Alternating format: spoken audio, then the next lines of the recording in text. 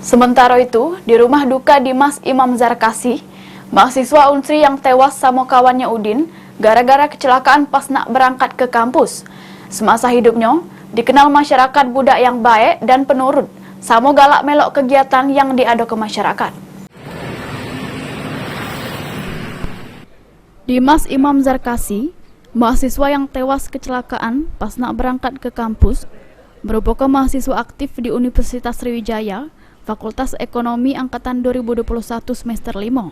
Terselik keluarga, tetangga sama kawan-kawan sekolah dan kampusnya mengunjungi rumah duka almarhum guna doa sekaligus menghibur keluarga yang ditinggal korban. Dimas dikenal masyarakat anak yang baik, penurut dan pendiam.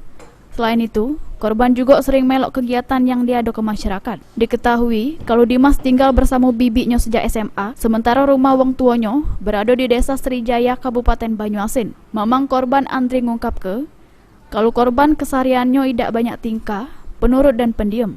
Andri nambah kalau masyarakat ngado ke kegiatan, korban dikenal aktif dan sering ngebantu. Seharian dia ini ya, Imam Zarkasi ini dia ada banyak tingkah.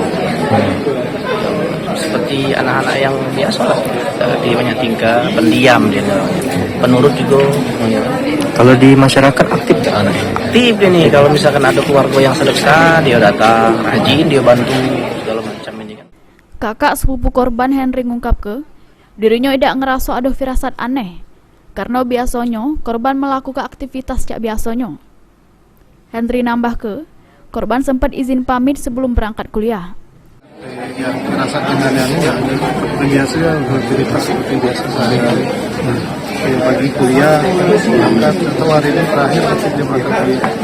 Tadi sempat izin berangkat Sempat kuliah? izin berangkat, ya sekitar jam 10-an izin berangkat ke Indralaya kuliah kan pakai motor. Tiba-tiba jam 12 tadi dapat kabar ada. Lutfi, PAL TV.